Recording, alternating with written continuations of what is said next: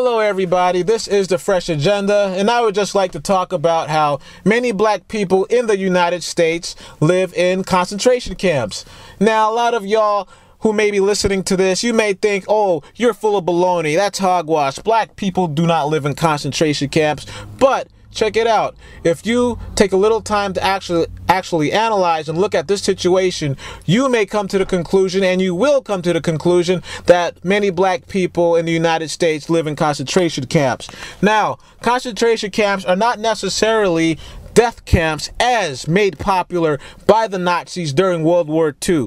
Concentration camps can be just a place where people live and are contained in a certain zone or compound or area where they are controlled at and meant to live in these areas.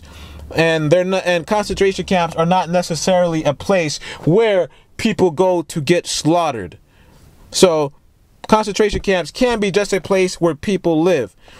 Concentration camps comes from the idea of concentrating a group of people who are in some way undesirable and keeping them in one place where they can be watched by those who incarcerate them or by those who want to control them. Now, when I talk about concentration camps, I'm mainly talking about black folks who live in apartment complexes, better known as the projects, or blacks that live in government housing. But you could also include blacks that live in the ghetto, and houses in the hood. But I'm mainly talking about blacks that live in these apartment complexes known as the projects. When you go into some of these projects, there's usually a police officer at the front gate at some of them, and they may take your ID, and they're keeping tabs on who's coming in and out because they want to know who's coming in and out of these government facilities.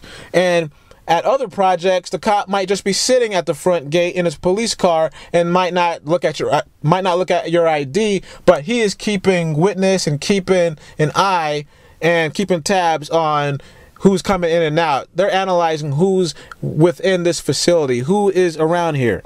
That's what these cops are keeping tab of.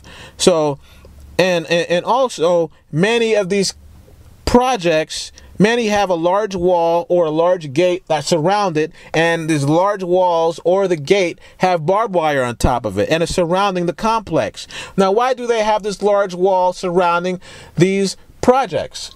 Is it to keep people out, or is it to keep people in?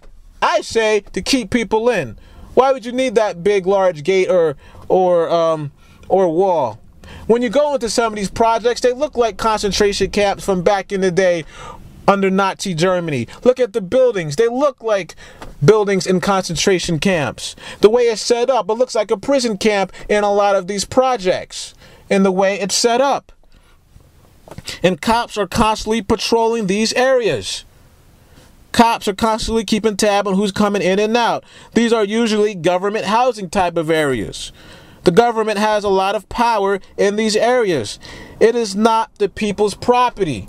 The people that live in the projects, they may live there, they may call it their home, but they do not own these areas. They do not own their home. They do not own the property. They do not have that much property rights because they do not own the property. It is owned by the government. They may have human rights, but no property rights. The reason why is because many people that live in the projects, they are on a lot of government assistance.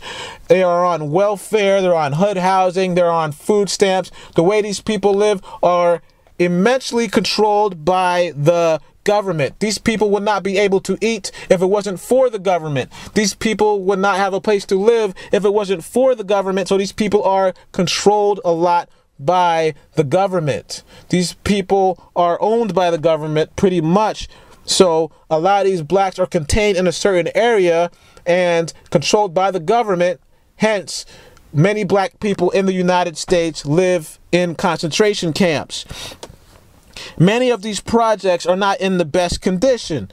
Usually, they are older type of buildings that may not be the best condition, and they may not be the most comfortable place for humans to live at in these modern times. United States is supposed to be the most wealthiest and richest country in the world, but you have a lot of homelessness, but you have a lot of people that live in these projects, and a lot of these projects are not kept up the way they should be. They're not made with the best material. A lot of the projects, these apartments in them, need repair. So a lot of the conditions are reminiscent of buildings in concentration camps. So that is very true. And that's what I have noticed. And that's what I've seen. And many other black people have noticed this as well. Many people that live in these places, like I said, are on welfare. They are completely dependent of the government. That's how they are living. They would not be able to survive if it wasn't for the government. So the government controls how these people live. And not only are these people controlled financially by the government, they are controlled mentally. A lot of blacks that live in the projects and government housing or in the ghetto are victims of the propaganda. The propaganda through the media, movies, music, radio, magazines. A lot of blacks are victim. For example, the black men, they are a victim of the propaganda by leading them to believe that they have to live a certain way. Many black men are led to believe that they are supposed to sell drugs and live a heathen type of lifestyle, getting into various acts of robbery in order to make money, to be a real black man. That's what's being black. And that's what's propagandized to the black folks living in the projects. Living that type of heathen lifestyle many times leads to many blacks being thrown in the prison system or being killed.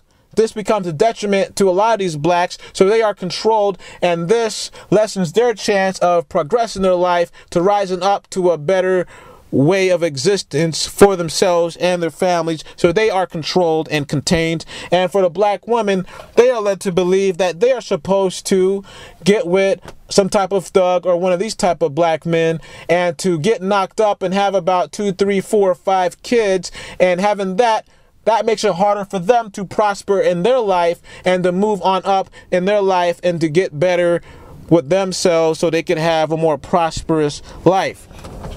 It becomes harder for anybody to do things when you have kids to worry about. Either you have to work all the time, or your mentality is to just do this and live in a certain area and just live check to check off welfare or off the job that you have. So a lot of the black women are contained and controlled to where they do not prosper in their life. So a lot of black people that are living in the projects are controlled by the propaganda. They are efficient victims of the propaganda. Hence, they are controlled by the government from the propaganda, and it's harder for them to move out of the situation that they are in. So not only do blacks have to worry about being controlled by the propaganda and the police officers, many black people in the projects and in government facilities and in the ghetto have to worry about ignorant blacks who live in these complexes or compounds or around these areas. They have to worry about the blacks, these ignorant blacks. Black people are their own Nazis.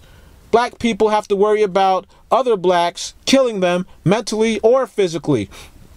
For example, you might have a black man, a black young man that's in high school getting good grades and A's and doing his own thing, and you might have other blacks that will tell him, "You're acting white for what you're doing." So that black man, he'll feel down on himself and he wants to do something to let people know that he is a black man. So he will try to blend in with these other ignorant blacks and do detrimental things for his life, which will stifle him, and he'll get caught up, and he might get caught up in the prison system, which will stifle his life, which will be harder for him to move out of this particular condition, and he will be stuck living in the projects or in the ghetto, and he is contained efficiently.